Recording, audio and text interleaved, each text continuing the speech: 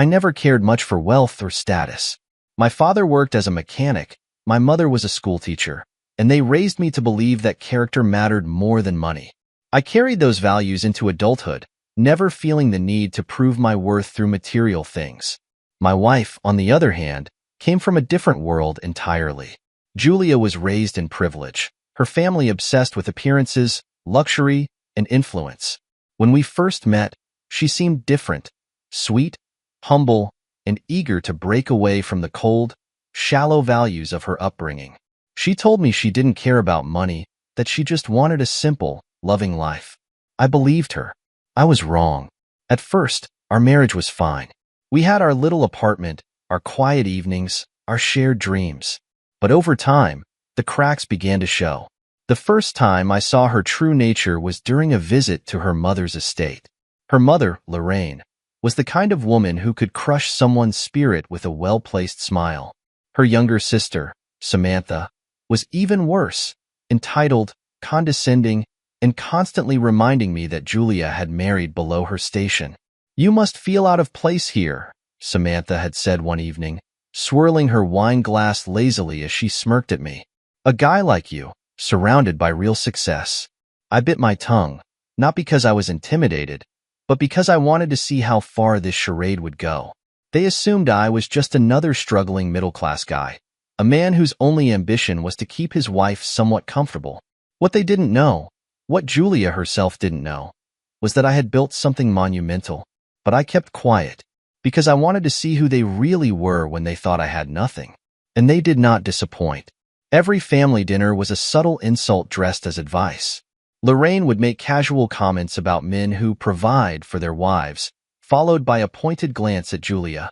Samantha would drop stories about her latest extravagant purchase, emphasizing how her success allowed her to never depend on a man. Julia, my wife, the woman who had once whispered to me that money didn't matter, began to change. At first, it was little things. The way her laughter lingered just a bit too long when her family mocked me. The way she stopped holding my hand in public when we were around her high society friends. Then it escalated. One evening, at a dinner hosted in their opulent mansion, Lorraine turned to Julia and sighed dramatically. "It must be hard, dear," she said, voice dripping with insincere concern, "being married to a man who can't provide you the life you deserve. Samantha is proof that a woman doesn't need to settle." And Julia laughed.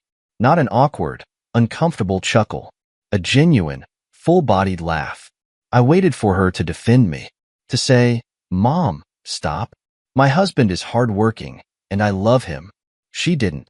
Instead, she turned to me with a teasing grin. "At least you can pour drinks at the party." The words hung in the air, light-hearted to everyone but me. I stared at her, waiting. "Tell me you're joking. Tell me you don't mean this." She just smiled. That was the moment something shifted. She had just sealed her fate. What none of them realized, what Julia, Lorraine, and Samantha had no clue about, was that I was far from the struggling husband they thought I was. Because for the last few years, I had been building an empire in secret. I owned Titan Financial Solutions, one of the most influential financial firms in the industry, but I had chosen to keep my identity out of the spotlight. While other CEOs courted attention, I let my team take the credit. I operated from the shadows, preferring to observe rather than be seen. And as fate would have it, Titan Financial had just acquired Orion Investments, the company where Samantha had just been promoted to senior VP. She had no idea, and neither did Julia. That was when I made a decision. I wasn't going to argue with them.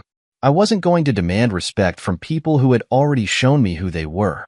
I was going to let them humiliate me further. And when the time was right, I was going to watch their entire world collapse. I sat in silence on the drive home, my hands gripping the steering wheel a little too tightly. Julia was humming softly beside me, completely unaware of the storm raging inside my head. Or maybe she was aware, and she simply didn't care. At that moment, I replayed the evening in my mind.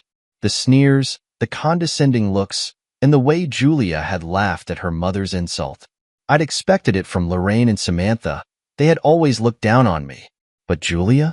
The woman who once claimed she wanted a life of love over luxury? She had betrayed herself. And more importantly, she had betrayed me. But I wasn't going to react emotionally. No, that's what they expected. An insecure husband, crushed by his inferiority complex, lashing out in frustration. But I wasn't insecure. I wasn't inferior. I was the one pulling the strings. Julia's family had no idea who I really was. Titan Financial Solutions wasn't just a business. It was an empire, one I had built from the ground up, brick by brick, strategy by strategy. It started as a small consulting firm that handled financial risk management for businesses, but over time, it evolved into something far bigger. Now, it controlled companies rather than merely advising them. Titan didn't just work with banks and investors, it owned them. And I had been perfectly content letting everyone believe I was just another average guy working a standard office job. Julia's family had made it clear that their love and respect were conditional. They only valued people based on how much money they had.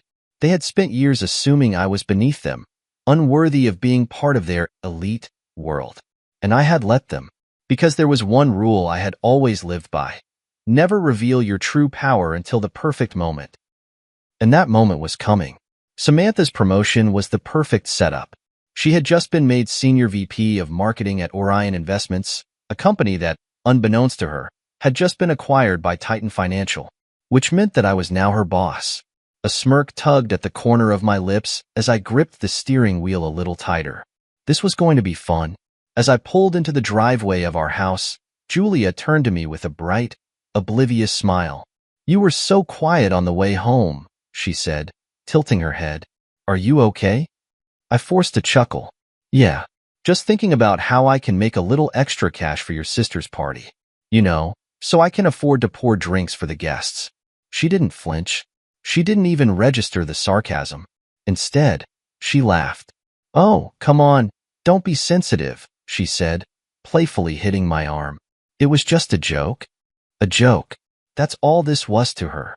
I nodded slowly, as if I understood, as if I agreed. Right. A joke. She kissed my cheek, still utterly unaware of the fire she had just fueled inside me. Let her laugh. Let her enjoy it. Because soon enough, the joke would be on her. The next morning, I sat in my office, sipping my coffee as I looked over the final details of Titan's acquisition of Orion Investments. The paperwork had been finalized a week ago, but I had deliberately kept it quiet.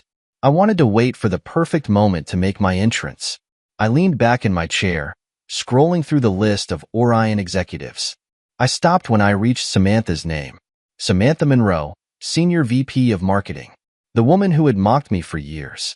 The woman who had belittled my marriage, my career, my entire existence. She now worked for me. I chuckled. I was going to make sure she found out in the most humiliating way possible. I picked up my phone and dialed a number. "Sir?" My assistant, Mark, answered immediately. "Make sure my attendance at Samantha Monroe's party is confirmed. But don't announce who I am yet. Let them think I'm just Julia's +1. "Understood," Mark said. "Anything else?" I thought for a moment, then smiled. "Yes. Make sure all Orion executives are present.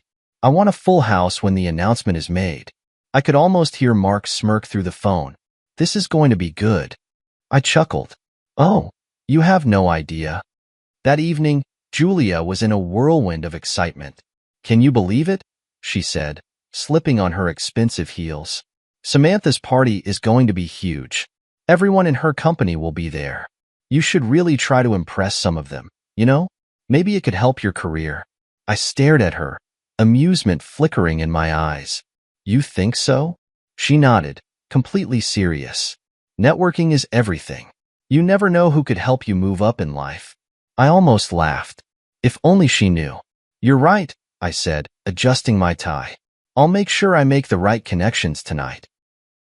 The mansion was grand, excessive, and utterly predictable. Gold accents, crystal chandeliers, waiters in bow ties carrying trays of expensive champagne.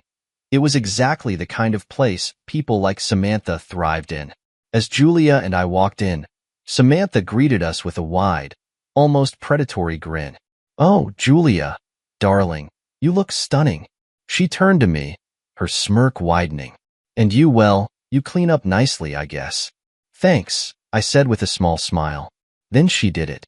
She reached over to a passing waiter, grabbed a tray of drinks, and shoved it into my hands.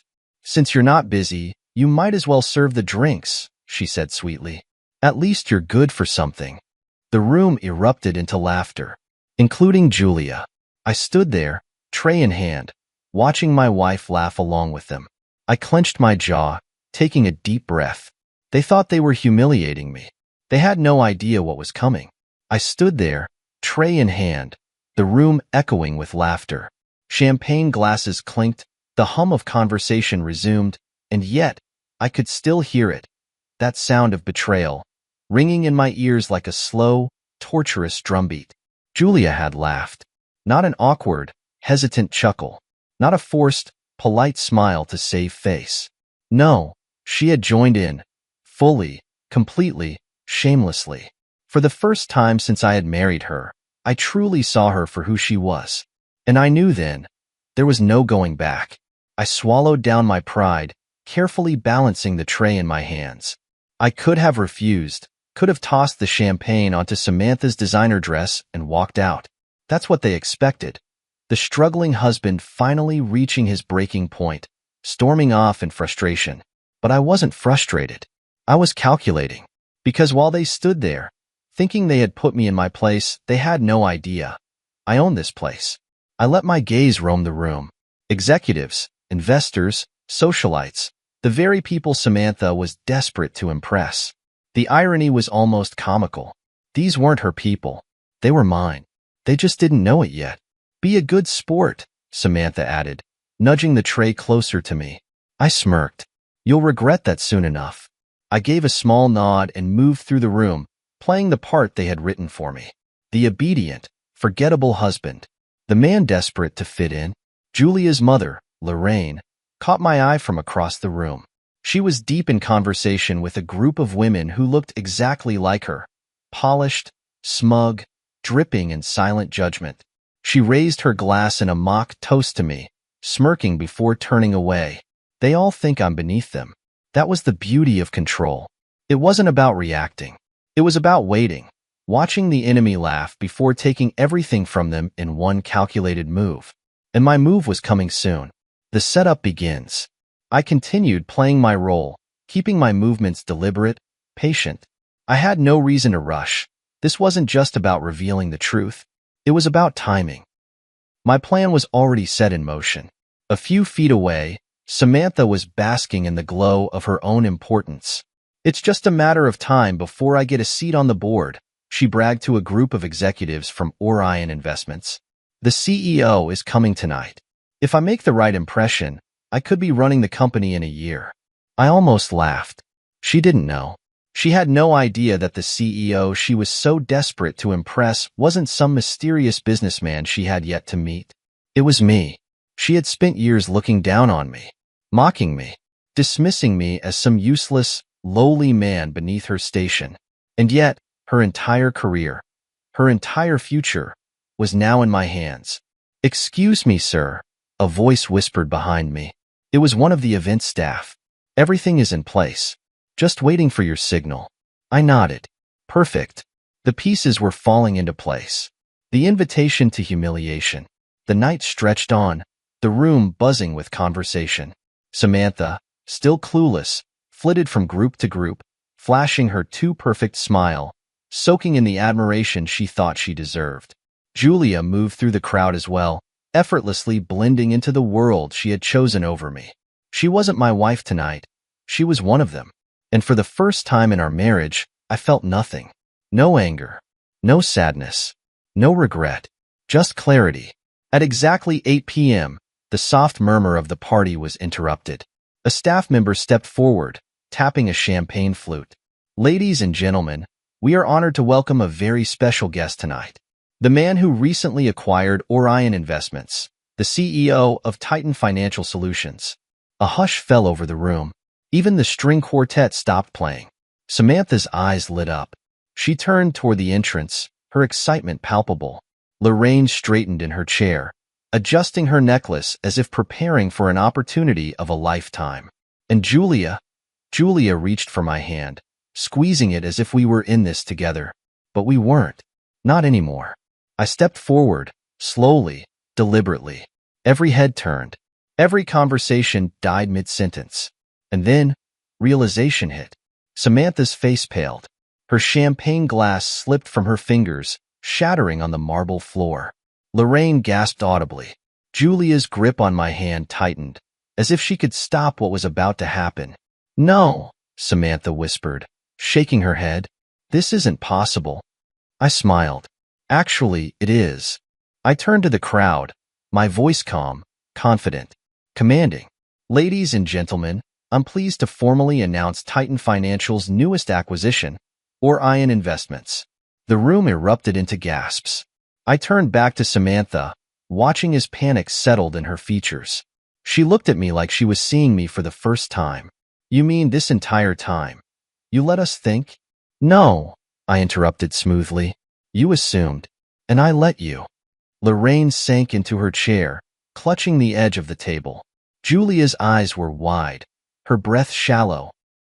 I turned to Samantha once more, my smile widening. "And as for you, Samantha, I have a special announcement." She swallowed, her entire body frozen. "Effective immediately, your position as Senior VP will be reassigned. Don't worry, though, I have a new role for you." Samantha staggered backward. You can't just fire me," she shrieked. "Oh, I'm not firing you," I said smoothly. "I'm transferring you." A slow, cruel smile spread across my face. "Since you enjoy the service industry so much, I thought it would be fitting."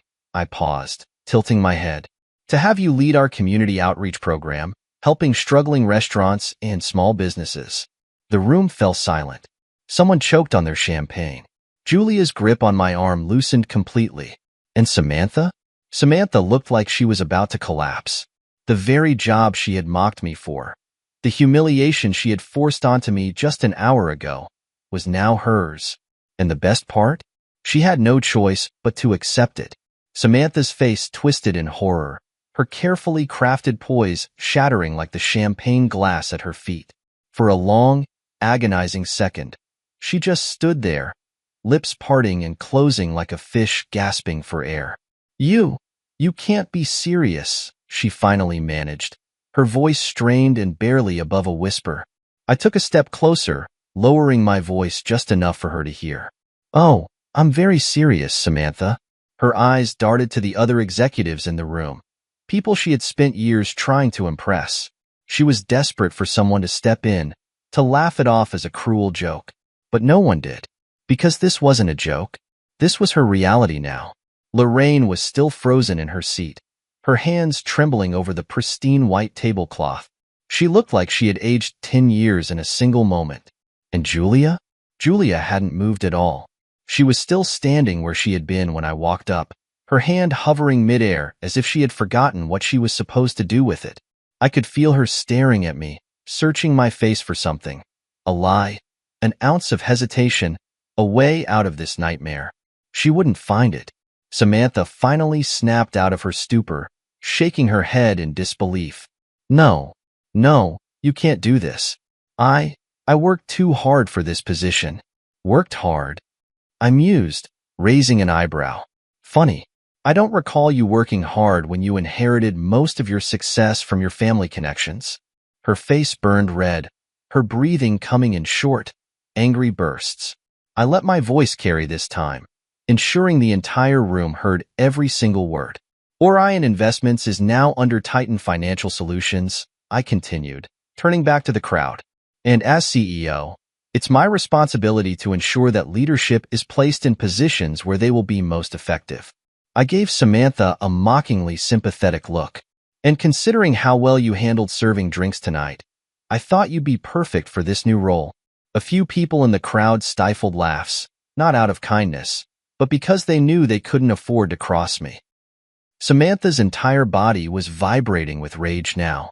"I won't do it," she spat. I tilted my head. "Oh, but you will." Her lips trembled. "Or what?"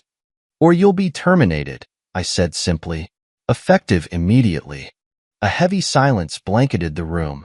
I turned to one of the Orion executives, a man who had been kissing up to Samantha all night. "You there," I called, making him stiffen. How difficult would it be to replace Samantha if she refused this reassignment? He cleared his throat, shifting uncomfortably. Not difficult at all, sir. Samantha's breath hitched. She knew. She wasn't irreplaceable. Not anymore. Her entire world was crumbling, and there was nothing she could do to stop it. You don't have a choice, Samantha, I said, voice low but firm. You either take the new role, or you walk away with nothing. Her hands clenched into fists, her chest rising and falling rapidly as she battled the only two options left to her. Finally, she snapped. You smug, arrogant bastard, she hissed, lunging at me. Julia let out a small gasp, reaching out as if to stop her, but it was too late. Samantha grabbed a full glass of champagne and threw it in my face. A collective gasp swept through the crowd. For a moment, I did nothing. I just stood there, the cold liquid dripping down my face, my suit now soaked in expensive humiliation.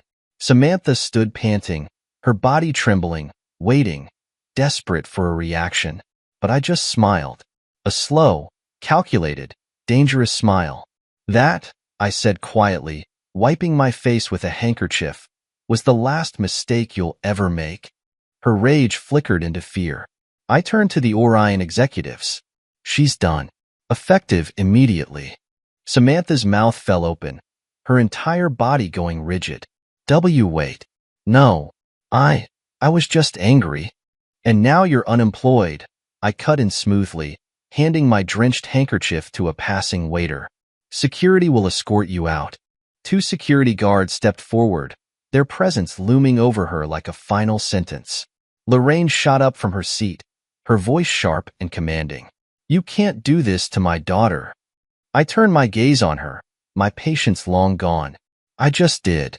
Julia finally found her voice, stepping between us. Wait, just wait. Please. Let's just talk about this. No, I interrupted coldly. There's nothing left to talk about. Julia flinched as if I had struck her. Samantha was still shaking her head, tears forming in her furious, desperate eyes. I hate you, she whispered, voice raw and trembling. I smirked. That's funny, because before tonight, you didn't think of me enough to hate me. The security guards took her by the arms, and she screamed in frustration. This isn't over. You'll regret this. I watched without an ounce of remorse as they dragged her out of the party, the very party that was supposed to be her moment of triumph. And the second she disappeared through the doors, I turned to Julia. She was staring at me like she didn't recognize me. And maybe she didn't, because for the first time, she was seeing me for who I really was. And she was terrified. I stepped closer, my voice low. Now, tell me, Julia, do you still think I'd be better off pouring drinks? She opened her mouth, but no words came out, because she already knew the answer. Julia's eyes darted around the room, searching for something, someone, to salvage what was left of the night. But there was no one.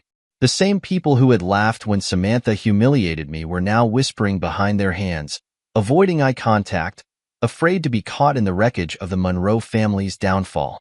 Lorraine had sunk into her chair, gripping her champagne glass like it was the only thing keeping her upright. Her carefully curated image of wealth and superiority had shattered in front of her audience, and for the first time since I'd known her, she looked small. Julia turned back to me, her breathing unsteady. Why didn't you tell me? Her voice wavered, hovering between disbelief and anger. I tilted my head, feigning curiosity. Tell you what? That you're the CEO of Titan Financial. That you own Orion Investments. That, she swallowed, eyes darkening, that you've been lying to me this whole time. A low chuckle escaped me. She still didn't get it. I never lied, I corrected, keeping my voice calm. I just never told you. And there's a difference.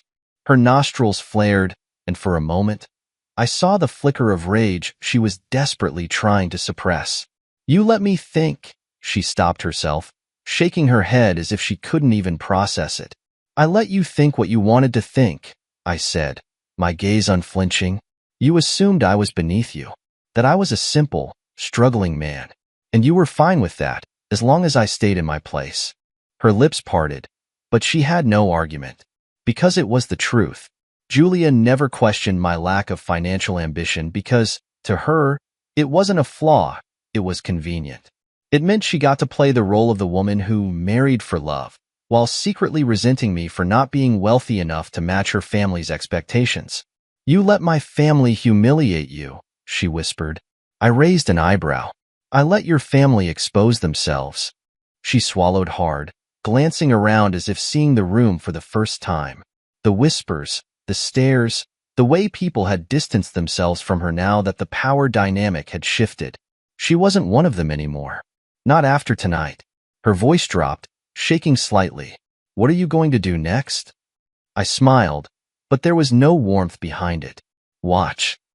The moment of truth. At that exact moment, one of the senior executives from Orion Investments stepped forward, clearing his throat. "Sir, if I may," he addressed me directly, completely ignoring Julia and Lorraine, as if they were nothing more than background noise now.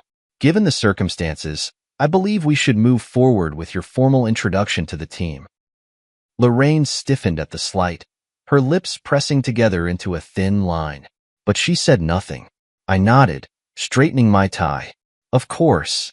The executive turned to the room, his voice booming over the hushed silence. "Ladies and gentlemen, as you are all now aware, Orion Investments is officially under the control of Titan Financial Solutions, and we are honored to introduce our new CEO, the man who will be leading this company into the future." He gestured toward me. "Mr. Hunter." A wave of polite applause swept through the crowd, though it was laced with hesitation and fear. They were clapping because they had to, because power had shifted, and they were scrambling to realign themselves. Samantha's old friends? They were already looking at me like an opportunity. The men who had once ignored me at social gatherings? They suddenly wanted my attention. And Julia? She looked like she had just stepped into a reality she didn't recognize. I turned to the crowd, my voice steady, composed. "I look forward to working with all of you. Changes are coming, but for those who have earned their place, there will be nothing to worry about." A calculated pause. Then I added, "And for those who haven't, well, you'll find out soon enough." The room was deathly silent. I let that silence stretch, let them stew in their own uncertainty. Because this was how real power worked. Not through shouting, not through theatrics, but through control. And I had all of it now. The aftermath. The party dispersed quickly after that. No one wanted to be caught standing too close to Lorraine and Julia, as if their downfall might be contagious. Lorraine left without another word, her shoulders hunched, her mask finally slipping. And Julia? She followed me outside, her heels clicking against the pavement, her breath uneven. "Wait." I didn't stop walking. "Hunter, wait." She grabbed my arm, forcing me to face her. "What?" I asked, voice devoid of emotion. Her eyes were wide, desperate. Are you really doing this?" "Doing what?" "Walking away from me," she whispered. I stared at her for a long moment, letting her words settle between us. Then I chuckled. A deep, quiet laugh. "Oh, Julia," I said softly, shaking my head. "I walked away from you the moment you laughed at me tonight." Her grip tightened on my arm, her lower lip trembling. "We can fix this. We can talk about this." "No," I interrupted, my voice firm. "We can't." A pause. Then I added, "Because you only care now that you know I'm rich." She flinched. "That's not true, isn't it?" I tilted my head. "If I had really been the struggling husband you thought I was, would you be fighting for this marriage right now?" She didn't answer, because we both knew the truth. Finally, I exhaled and took a step back, slipping my hands into my pockets. "You'll be hearing from my lawyers," I said casually. "The divorce papers are already in motion." Tears welled in her eyes. "You can't just leave me like this," she whispered. I gave her one last look, the final goodbye. "Oh, now that you know I'm rich, suddenly I matter?" Her face crumpled, but it was too late. I turned and walked away, because respect mattered more than money, and she had neither for me. I stepped into my car and shut the door, exhaling slowly as the weight of the evening settled over me. Julia stood on the driveway, staring at me as if she could will me to change my mind. But it was over. The echoes of laughter from inside the party still rang in my ears. The laughter she had joined in on. The humiliation she had let me endure without hesitation. The woman I had once loved had laughed at me like I was a joke. Now, the joke was on her. I started the engine, glancing at her one last time. She was still there, arms wrapped around herself, her breath coming out in short bursts. I wondered if she would beg one last time, if she would try to salvage this wreckage she had created. Instead, she took a single, shaky step forward and whispered, "I didn't know." I almost laughed. "You didn't want to know," I corrected. "And now, it doesn't matter." With that, I pulled out of the driveway and drove away, leaving her standing there, alone, powerless, and drowning in the consequences of her choices. I didn't feel sadness. I felt free. For years, I had let myself be the quiet observer, the unassuming husband who let Julia's family mock me, assuming I would always be beneath them. I had given them every opportunity to show me who they truly were, and they had. Now, they would reap what they had sown. A new beginning. I arrived at my penthouse overlooking the city, the one I had never told Julia about. She had assumed we lived in our modest home because that was all I could afford. She never questioned it, never once wondered if there was more to me than what she could see. She had never cared to look deeper. I stepped inside, the modern interior quiet and pristine. The floor-to-ceiling windows offered a view of the skyline, the city lights stretching endlessly before me. This was my real life. I poured myself a drink, letting the cool liquid burn its way down my throat. My phone buzzed on the table. I didn't have to check to know it was Julia. I ignored it. Instead, I leaned against the counter, looking out at the city. I had spent years letting people underestimate me, letting them think I was small, just because I chose not to flaunt my wealth and power. Not anymore. The fallout.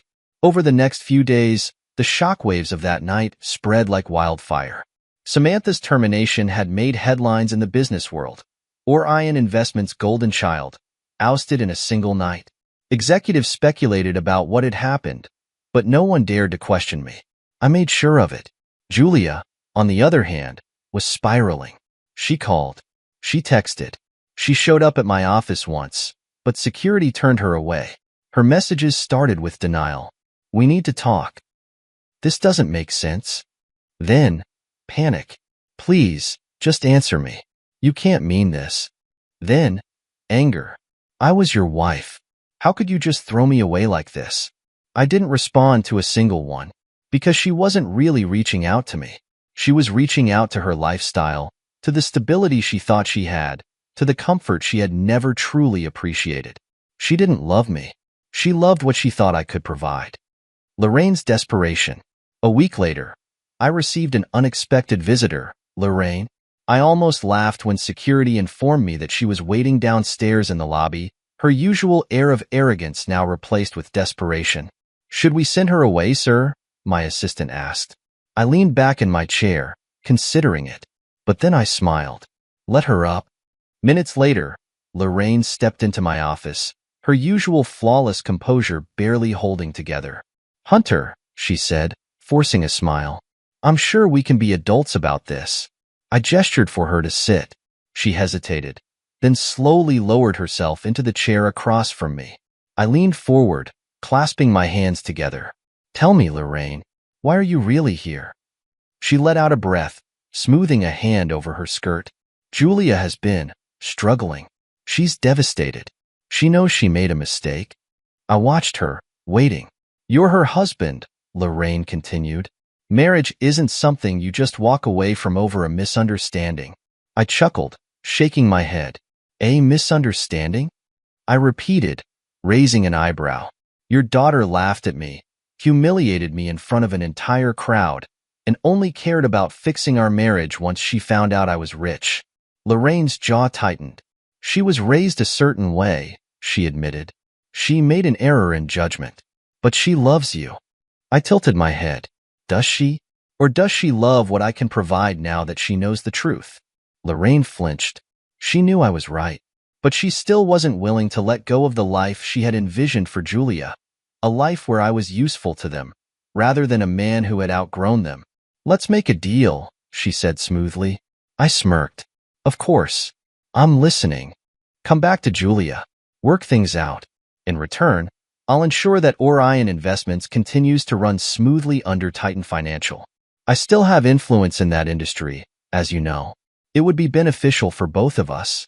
I stared at her for a long moment, then laughed. A deep, genuine laugh. You think I need your influence? I asked, amusement flickering in my eyes. Lorraine stiffened. I own everything now, Lorraine. I continued, voice calm but firm. Your family, your power, your reputation. It's all hanging by a thread. And that thread? It's mine to cut. Her face paled. I stood, adjusting my suit. This meeting is over, I said. If Julia has anything to say, she can go through my lawyers. Lorraine opened her mouth as if to argue, but then stopped, because she finally understood. I wasn't the weak, disposable husband they had underestimated. I was the man who held all the power now. She rose from her chair, her expression blank, and walked toward the door. Before she left, she turned slightly, her voice low and bitter. You're making a mistake. I smirked. No, Lorraine. The mistake was ever thinking I needed you. And with that, she walked out of my life, just like Julia. I watched the door close behind her and took a deep breath. This was what freedom felt like. I sat back in my chair after Lorraine left, exhaling slowly as the weight of my decision settled in. But instead of regret, I felt something else, clarity. For the first time in years, I wasn't second-guessing myself. I wasn't bending, accommodating, or trying to prove my worth to a family that had never valued me in the first place. I was done. Julia hadn't called in the last 24 hours. Not because she had given up, but because she was waiting. Waiting for her mother to come back with good news. Waiting for me to reconsider. Waiting for things to return to normal. But there was no normal anymore. There was only the reality she had built for herself, and I was going to make sure she faced every last consequence of it. The divorce papers. 2 days later, Julia finally reached out again. This time, she didn't text. She didn't call. She showed up. I had just stepped out of my office building when I saw her waiting near my car, arms wrapped around herself as if the chill of the evening air had finally started seeping into her bones. She looked different. Her hair wasn't as perfectly styled, her usual confidence replaced by something almost fragile. She lifted her head when she saw me, her eyes searching mine for something. Some sign of the man she used to manipulate, the husband she had assumed would always be there. Hunter. Her voice was small, hesitant. I kept my expression neutral. You shouldn't be here. Her throat bobbed. I need to talk to you. I didn't reply. I unlocked my car, pulling open the door. Please, she whispered. 5 minutes. I let out a slow breath before stepping away from the car and crossing my arms. Fine. Talk. She hesitated, as if she hadn't actually expected me to say yes. I don't want a divorce, she finally said. I know I messed up. I know I should have defended you. But I held up a hand. Stop. She froze. I stepped closer, lowering my voice. You were what, Julia? Caught up in the moment? Trying to impress your family? You didn't just laugh at me that night. You let me be humiliated, and you enjoyed it. Her breath hitched. I didn't enjoy it, she whispered. I let out a humorless laugh. Oh, you did. You were finally in their world. You had their approval, their validation, and you didn't care what it cost as long as you had it. She flinched, because she knew it was true. You don't understand, she said, her voice shaking. I grew up in that world. My mother, she taught me that appearances mattered more than anything. That love wasn't enough if there was no power to back it up. I stared at her. And that's supposed to make this better? She wiped at her face, her frustration mounting. I didn't marry you for money, Hunter. I married you because I loved you. Then why are you fighting now? I asked quietly. If money never mattered to you, why does it matter now that you know I have it? Her lips parted, but no words came out, because she didn't have an answer.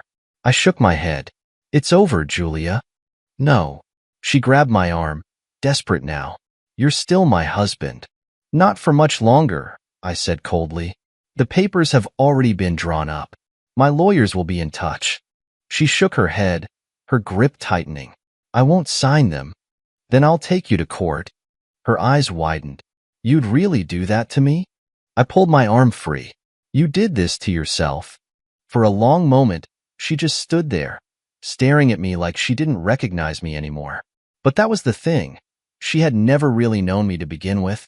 I climbed into my car and shut the door. She didn't try to stop me this time. She just stood there, watching as I drove away.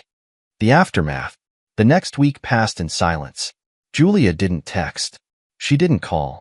I had expected her to fight harder, to beg, to scheme. But she didn't. And somehow, that felt even more final than if she had. Lorraine, on the other hand, she was still trying. Titan Financial had made it clear that Orion Investments was moving forward without her family's influence. I knew it was only a matter of time before she tried to manipulate her way back in, but I wasn't worried. People like Lorraine were predictable. She had spent her life controlling people through wealth and social standing. But for the first time, she had nothing to hold over me. One last goodbye.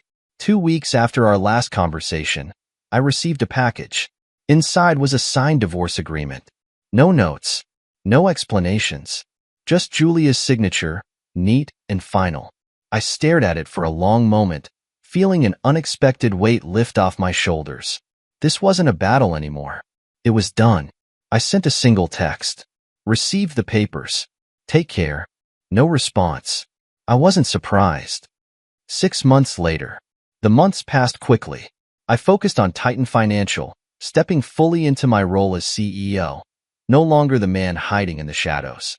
Orion Investments thrived under my leadership, without Samantha, without Lorraine, without any trace of their influence. As for Julia, I heard whispers. She had left the city, moved somewhere quieter. No longer the queen of high society, no longer living the life she had once taken for granted.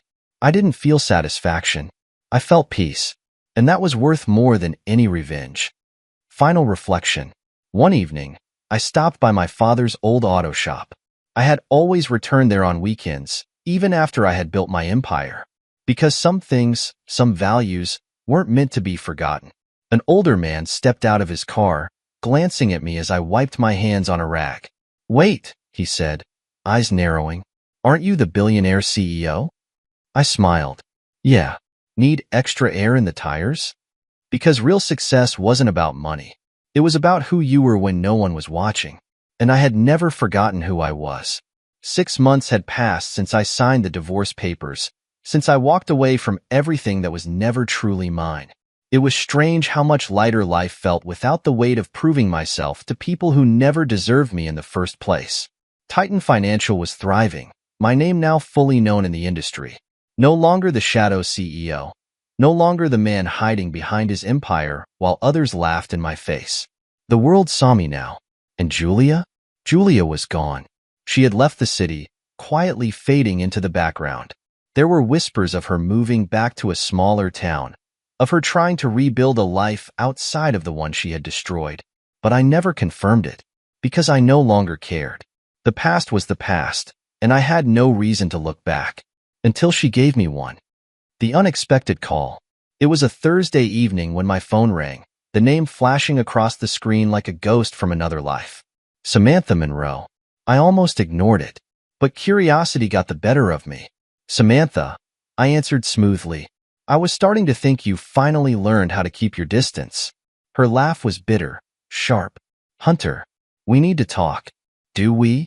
I leaned back in my chair, unimpressed. "It's about Julia."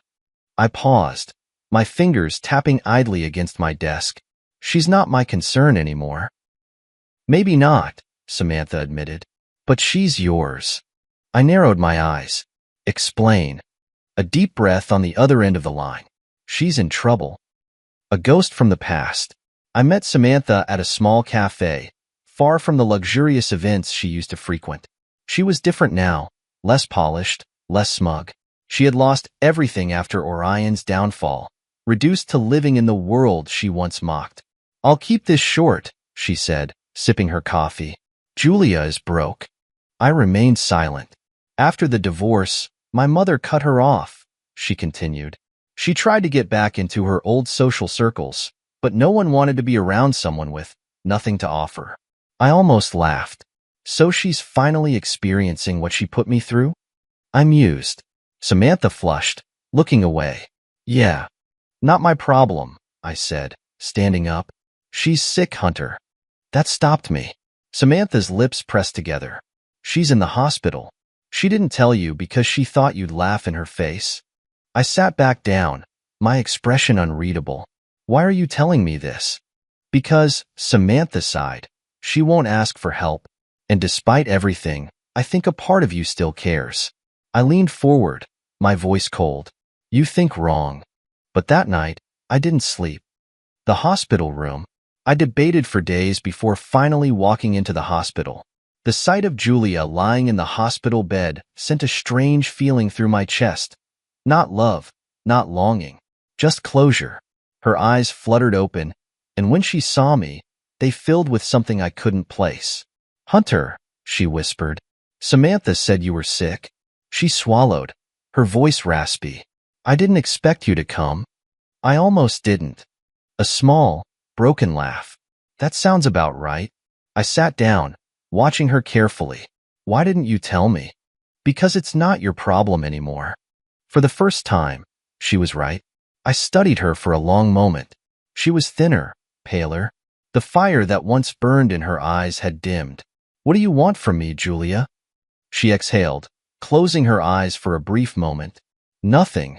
I blinked. Nothing? She hesitated. I just wanted to see you again before I completely disappear from your life. For the first time in years, there was no manipulation in her voice. No expectation. No hidden agenda. Just honesty. The final goodbye. I sat with her for a while, the silence between us no longer heavy, just there. She wasn't asking for another chance. She wasn't asking for my money. She wasn't even asking for forgiveness. She just wanted me to know that she understood now. You were right about everything, she whispered. I didn't reply, because it didn't matter anymore. We were two people who had once been something, now just memories in each other's lives. I stood up, fixing my suit. Goodbye, Julia. She gave a small nod, a ghost of a smile on her lips. Goodbye, Hunter. And just like that, I walked away for the last time. 1 year later. A year passed. Titan Financial expanded globally. Samantha had found a new career path, finally forced to rely on something other than privilege and entitlement. Lorraine? She faded into irrelevance. As for me, I found peace. One day, while working at my father's old auto shop, a man recognized me. Wait, he said. You're the billionaire CEO, aren't you? I smiled, wiping my hands clean. Yeah, I said. Need extra air in the tires? Because power and wealth never defined me. Character did. And that? I had never lost. 1 year had passed since I left Julia in that hospital room, since I closed that chapter of my life for good. In the months that followed, I had rebuilt my life. Not in the way that the world expected, but in the way I had always wanted. Titan Financial had expanded, surpassing every milestone I had once dreamed of. I no longer operated from the shadows. The world knew who I was now, but I never let that change me.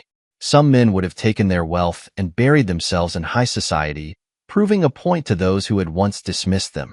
I had no interest in that. Instead, I spent my weekends exactly where I had always belonged. At my father's old auto shop, helping customers who didn't care about my net worth, who didn't see me as a walking bank account. Because this was what real success looked like. Not the power, not the money, but the freedom to be exactly who I had always been. And then, one evening, as I wiped the grease off my hands and locked up the shop, a familiar voice cut through the quiet. Hunter. Asterisk. I turned, not surprised in the slightest. Samantha stood a few feet away, looking different from the last time I had seen her. There was no expensive designer outfit, no over-the-top jewelry. She looked normal, human. I arched an eyebrow. Asterisk. You lost? Asterisk. She gave a small smirk, shaking her head. Asterisk. No. I wanted to talk. Asterisk.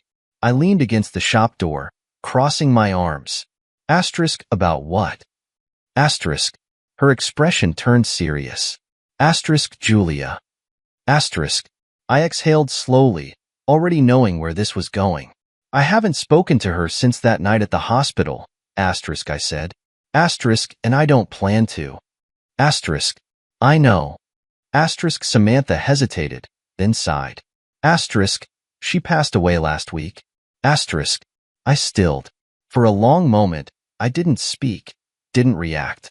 I had expected Julia to fade from my life, to move on and find something new for herself. But I hadn't expected this. How? Asterisk, I finally asked. The same illness, asterisk, Samantha murmured. Asterisk, she fought it for a long time, but in the end, it was too much. Asterisk, I ran a hand down my face, exhaling deeply. I had prepared for everything. Asterisk, asterisk, for her resentment, for her regret, for her fading into obscurity. Asterisk, asterisk.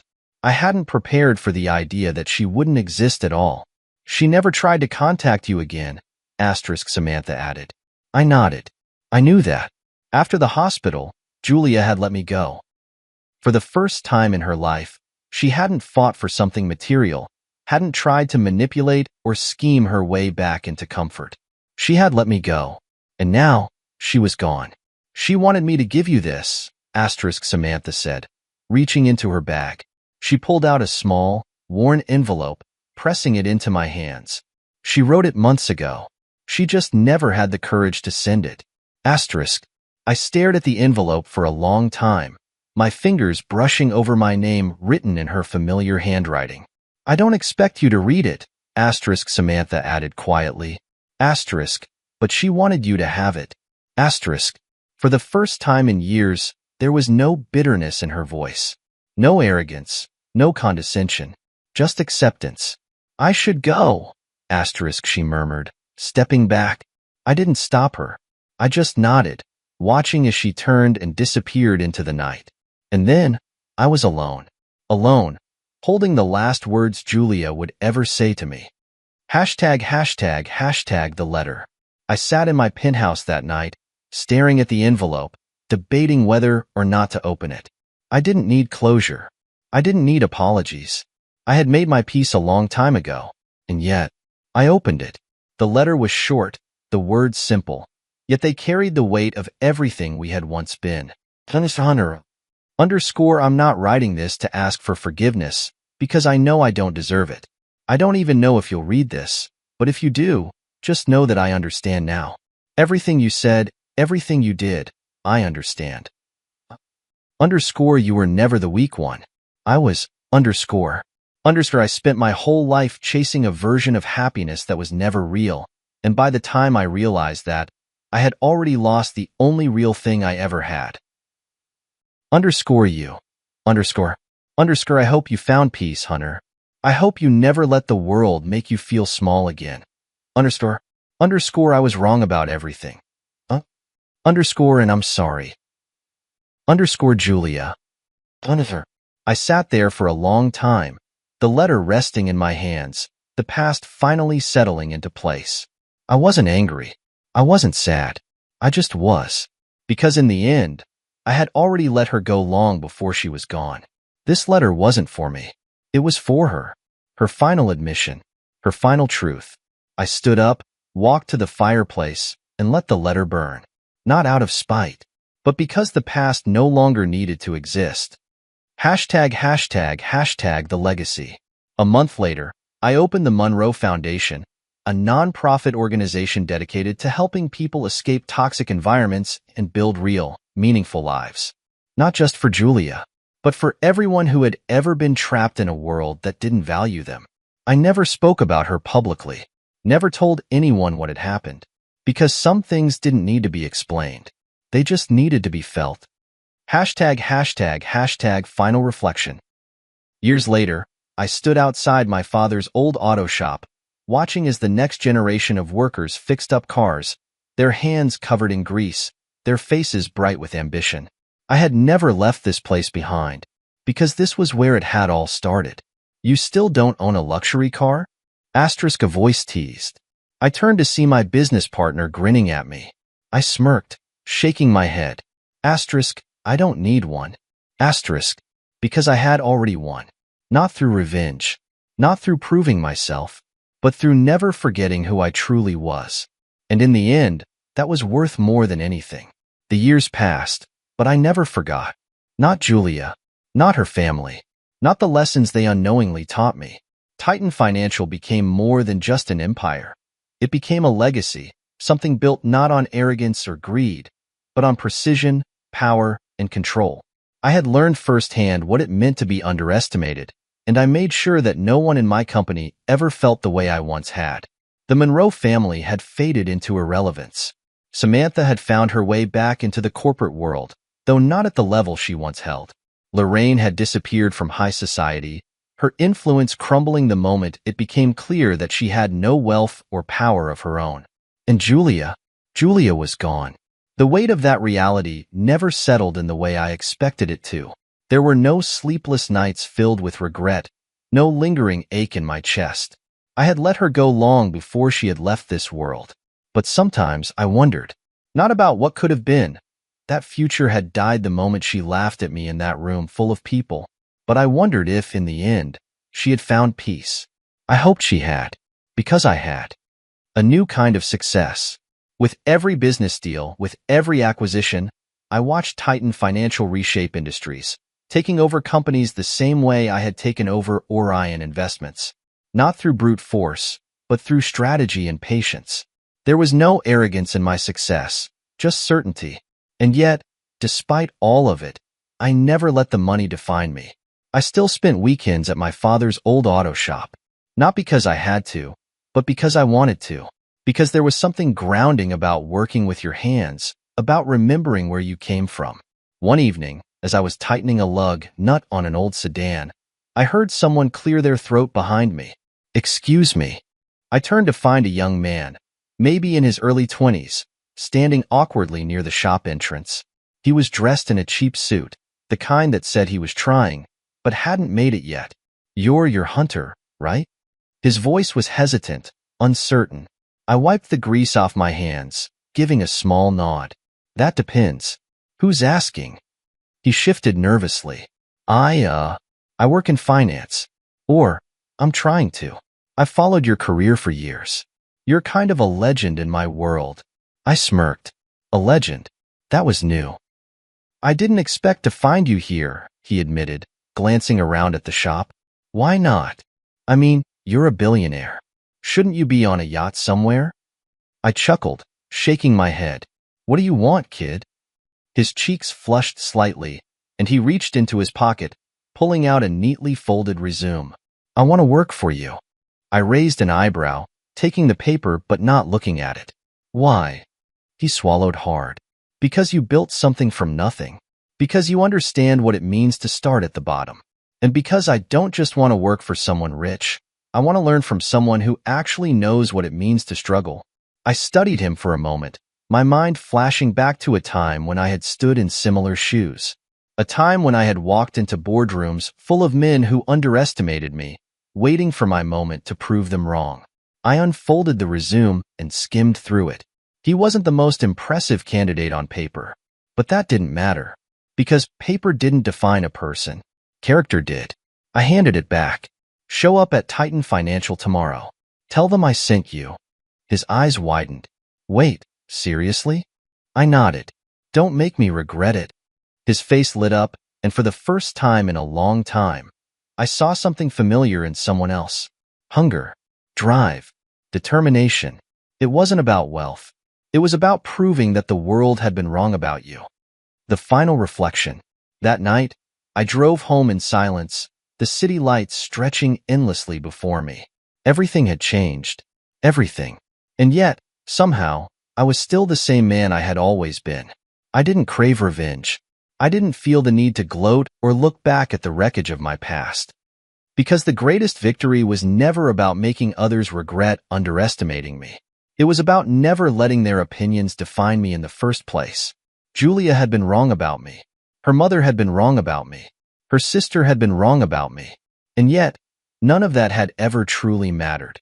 Because in the end, their judgment didn't dictate my worth. I had built something great, not for them, not to prove a point, but for me, for the man who had once been laughed at, for the man who had once been dismissed. For the man who had never needed validation to know his own value. As I pulled into my driveway, I thought about what I would tell that kid when he showed up at Titan Financial tomorrow. What lessons I would pass down. And then it hit me. I had already taught him the most important one. Success wasn't about money. It wasn't about power. It wasn't even about proving people wrong. It was about knowing your worth long before anyone else did. And as I shut off the engine, stepping out into the crisp night air, I realized I had never needed them to see it. I had always known it myself, and that was the greatest victory of all.